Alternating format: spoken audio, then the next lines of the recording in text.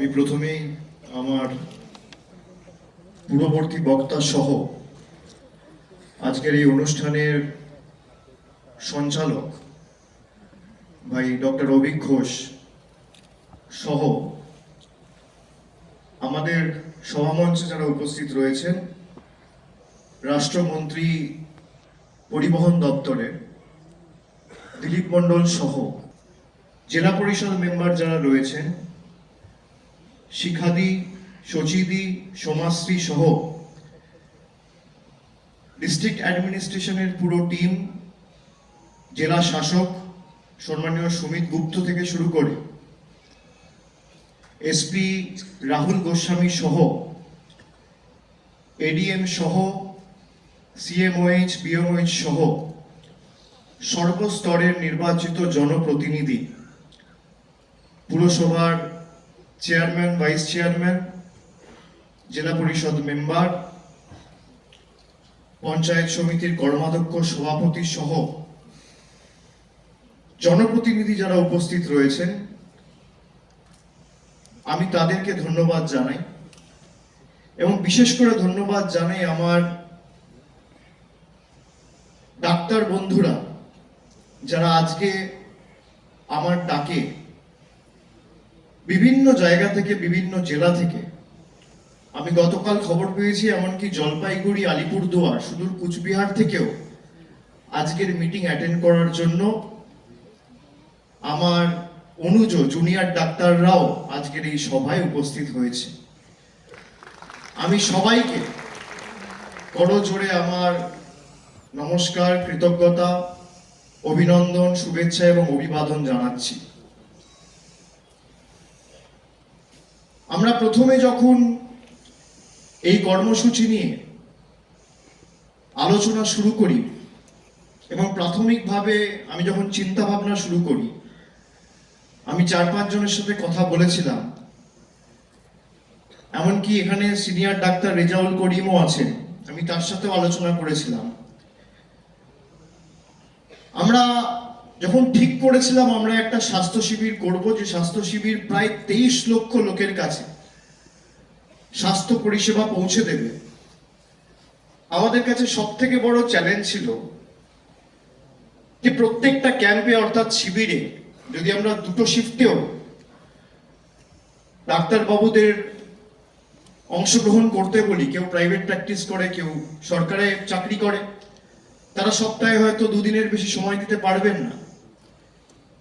সুতরাং 200-300 ডাক্তার হলে আমরা ভেবেছিলাম আমরা এই কাজটা সফল বা সার্থক করতে পারবো। কিন্তু পরবর্তী ক্ষেত্রে আমরা দেখি যে প্রায় 23 লক্ষ লোকের কাছে পৌঁছাতে গেলে একটা লোকসভার বিস্তীর্ণ এলাকা জুড়ে যদি আপনি দেখেন, তাহলে একটা লোকসভাতে 2000 বুথ আছে এবং সেই 2000 বুথে প্রায় 23-24 লক্ষ লোক থাকে এবং প্রত্যেকটা বিধানসভায় যদি আমরা 10 দিন করে একটা শিবির করি, তাহলে খুব কম হলেও আমাদের 400 থেকে 500 ডাক্তার প্রয়োজন হবে।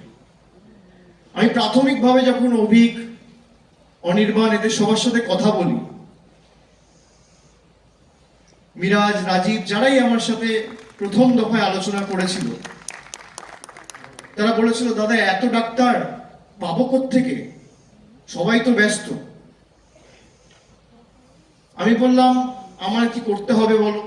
ওরা বললো দাদা আপনি একটা মিটিং ডাকুন, আপনার আহ্বানে যদি আসে তাহলে আমরা এটা সার্থক করতে পারবো। আমি সেদিনকে অভিককে বলেছিলাম তোমরা ডেট ঠিক করো, জায়গা ঠিক করো, আমি আসবো।